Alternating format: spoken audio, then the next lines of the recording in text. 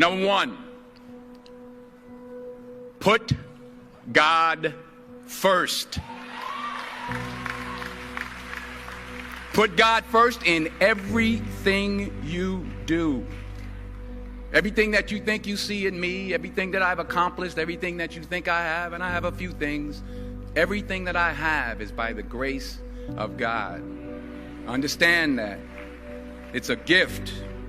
40 years ago, March 27th, 1975, it was 40 years ago, just this past March, I was flunking out of college. I had a 1.7 grade point average. I hope none of you can relate. I had a 1.7 grade point average. I was sitting in my mother's beauty shop. They still call it beauty shops now? What they call it now? Yeah, I was sitting in the beauty parlor. I was sitting in my mother's beauty parlor, and I'm looking in the mirror, and I see behind me this woman under the dryer. And every time she looked up, every time I looked up, she was looking at me, just looking me in the eye. And I didn't know who she was, and I said, she said, somebody give me a pen, give me a pencil. I have a prophecy. March 27, 1975. She said, boy, you are going to travel the world and speak to millions of people. Now, mind you, I flunked out of college. I'm thinking about joining the army. I didn't know what I was going to do, and she's telling me I'm going to travel the world and speak to millions of people. Well, I have traveled the world, and I have spoke to millions of people. But that's not the most important thing, the success that I had. The most important thing is that what she taught me and what she told me that day has stayed with me since. I've been protected. I've been directed. I've been corrected. I've kept God in my life, and it's kept me humble. I didn't always stick with him, but he always stuck with me. So stick with him in everything you do. If you think you want to do what you think I've done, then do what I've done and stick with God. Number two, fail big. That's right. Fail big. Today is the beginning of the rest of your life, and it can be very frightening. It's a new world out there. It's a mean world out there, and you only live once. So do what you feel passionate about. Take chances professionally. Don't be afraid to fail. There's an old IQ test, was 9 dots, and you had to draw 5 lines with a pencil within these 9 dots without lifting the pencil. The only way to do it was to go outside the box. So don't be afraid to go outside the box. Don't be afraid to think outside the box. Don't be afraid to fail big, to dream big. But remember, dreams without goals are just dreams, and they ultimately fuel disappointment. So have dreams, but have goals. Life goals, yearly goals, monthly goals, daily goals. I try to give myself a goal every day. Sometimes it's just to not curse somebody out. Simple goals, but have goals. And understand that to achieve these goals, you must apply discipline and consistency. In order to achieve your goals, you must apply discipline, which you have already done, and consistency every day, not just on Tuesday and miss a few days. You have to work at it every day. You have to plan every day. You've heard the saying, we don't plan to fail, we fail to plan. Hard work works. Working really hard is what successful people do.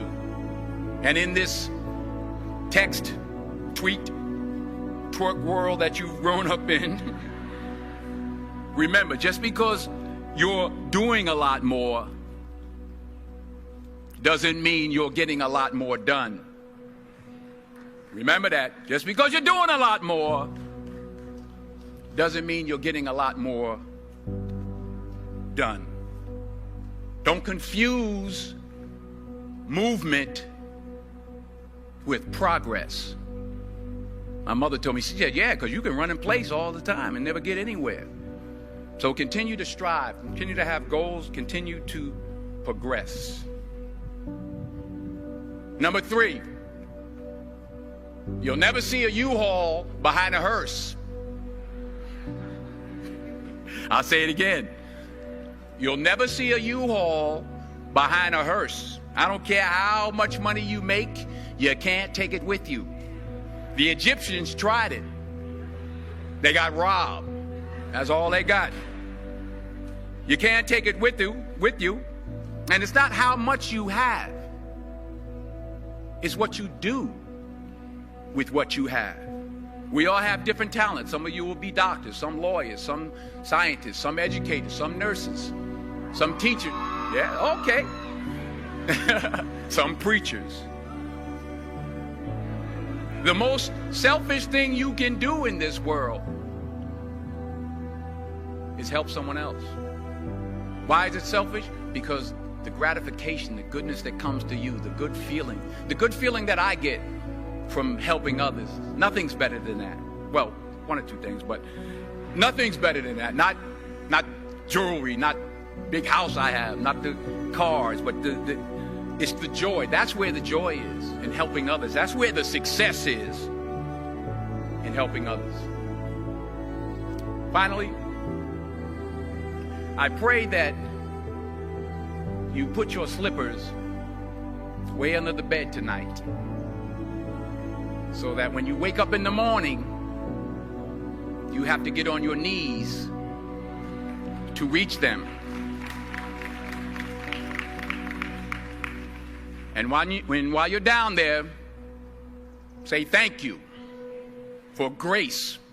Thank you for mercy. Thank you for understanding. Thank you for wisdom. Thank you for parents. Thank you for love. Thank you for kindness. Thank you for humility. Thank you for peace. Thank you for prosperity. Say thank you in advance for what's already yours. It's how I live my life. That's why I am, one of the reasons why I am today. Say thank you in advance for what is already yours. True desire in the heart for anything good is God's proof to you, sent beforehand to indicate that it's yours already. I'll say it again. True desire in the heart, that itch that you have, whatever it is you want to do, that thing that you want to do to help others and to grow and to make money, that desire, that itch, that's God's proof to you, sent beforehand already to indicate that it's yours. And anything you want good, you can have. So claim it. Work hard to get it. When you get it, reach back. Pull someone else up. Each one, teach one. Don't just aspire to make a living. Aspire to make a difference. Every failed experiment is one step closer to success. You've got to take risks, and I'm sure you've probably heard that before, but I want to talk to you about why that's so important. I got 3 reasons, and then you can pick up your iPhones. First, you will fail at some point in your life. Accept it. You will lose. You will embarrass yourself. You will suck at something. There's no doubt about it. And I know that's probably not a traditional message for a graduation ceremony, but hey, I'm telling you, embrace it, because it's inevitable. And I should know. In the acting business, you fail all the time. Early on in my career, I auditioned for a part in a Broadway musical. Perfect role for me, I thought, except for the fact that I can't sing. So I'm in the wings, I'm about to go on stage, but the guy in front of me, he's singing like Pavarotti. He's just, and he's just going on and on and on, and I'm just shrinking. I'm getting smaller and smaller. So they say, "Oh, thank you very much, and you'll be hearing from us." So I come out with my little sheet music, and it was Just My Imagination by the Temptations. That's what I came up with. So I hand it to the accompanist, and she looks at it and looks at me and looks out at the director and is like, all right. So I start, you know, I'm going to sing. I'm like, it's just my imagination once again, and they're coming away with me. And they're not saying anything, so I'm thinking I'm getting better. So I start getting into it. It was just my imagination. Running. They say, oh, yeah, thank you. Thank you very much, Mr. Washington. Thank you. So I assumed I didn't get the job. But the next part of the audition, he called me back. The next part of the audition is the acting part of the audition. So I'm like, hey, okay, maybe I can't sing, but I know I can act. So they pair me with this guy, and again, I didn't know about musical theater. And musical theater is big, so they can reach everyone all the way in the back of the stadium. And I'm more from a realistic, naturalistic kind of acting where you actually talk to the person next to you. So I don't know what my line was. My line was, well, hand me the cup. And his line was, well, I will hand you the cup, my dear. The cup will be there to be handed to you. I said, oh, okay. Well, should I give you the cup back? Oh, yes, you should give it back to me because you know that is my cup and it should be given back to me. I didn't get the job. But here's the thing. I didn't quit. I didn't fall back. I walked out of there to prepare for the next audition, and the next audition, and the next audition. I prayed. I prayed. And I prayed. But I continued to fail and fail and fail. But it didn't matter because you know what? There's an old saying, you hang around the barbershop long enough, sooner or later you're going to get a haircut. So you will catch a break, and I did catch a break. Last year, I did a play called Fences on Broadway. Someone talked about it. Won the Tony Award. And I didn't have to sing, by the way. But here's the kicker. It was at the Court Theater. It was at the same theater that I failed that first audition 30 years prior. The point is, and I'll pick up the pace, the point is every graduate here today has the training and the talent to succeed. But do you have the guts to fail? Here's my second point about failure. If you don't fail, you're not even trying. I'll say it again. If you don't fail, you're not even trying. My wife told me this great expression. To get something you never had, you have to do something you never did. Les Brown's a motivational speaker. He made an analogy about this. He says, imagine you're on your deathbed, and standing around your deathbed are the ghosts representing your unfulfilled potential. The ghost of the ideas you never acted on. The ghost of the talents you didn't use. And they're standing around your bed, angry, disappointed, and upset. They say, we came to you because you could have brought us to life, they say. And now we have to go to the grave together. So I ask you today, how many ghosts are going to be around your bed when your time comes? You've invested a lot in your education, and people have invested in you. And let me tell you, the world needs your talents. Man, does it ever. I just got back from Africa like 2 days ago, so if I'm rambling on, it's because I'm jet lagged. I just got back from South Africa. It's a beautiful country, but there are places there with terrible poverty that need help. And Africa is just the tip of the iceberg. The Middle East needs your help. Japan needs your help. Alabama needs your help. Tennessee needs your help. Louisiana needs your help. Philadelphia needs your help. The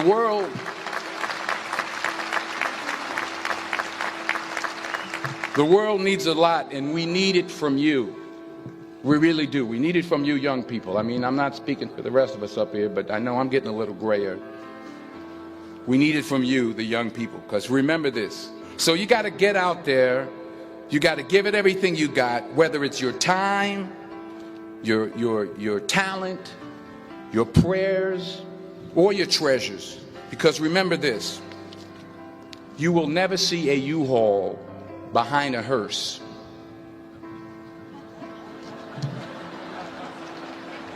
I'll say it again. You will never see a U-Haul behind a hearse. You can't take it with you. The Egyptians tried it, and all they got was robbed. So the question is, what are you going to do with what you have? I'm not talking about how much you have. Some of you are business majors, some of you are theologians, nurses, sociologists. Some of you have money, some of you have patience, some of you have kindness, some of you have love, some of you have the gift of long suffering. Whatever it is, whatever your gift is, what are you going to do with what you have? All right, now here's my last point about failure. Sometimes it's the best way to figure out where you're going. Your life will never be a straight path. I began at Fordham University as a pre-med student.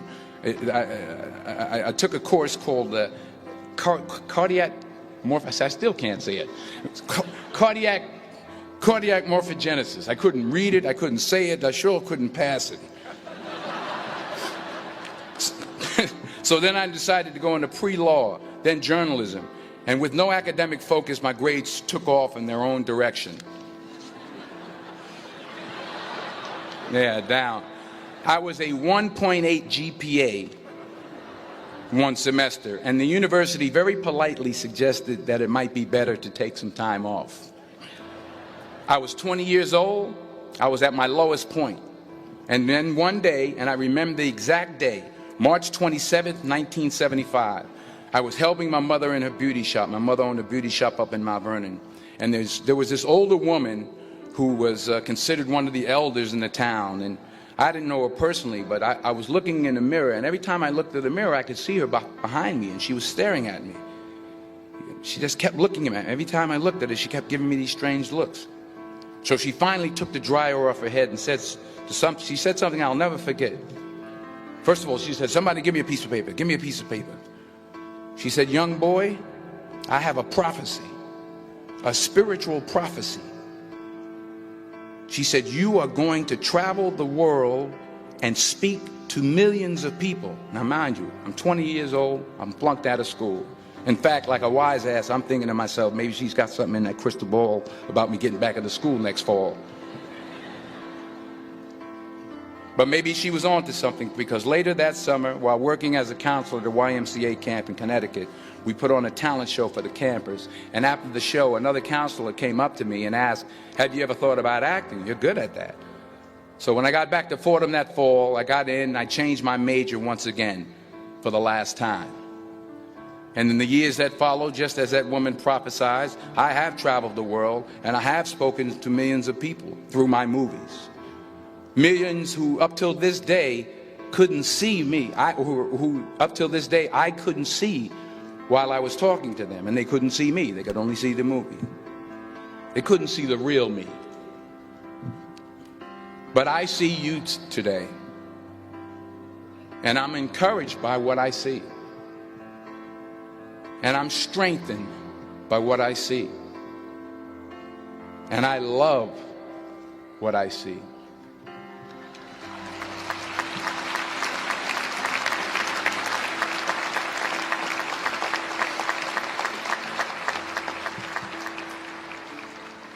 One more page, and I'll shut up. Let me conclude with this one final point, and actually the president kind of brought it up. It has to do with the movie Philadelphia. She stole my material.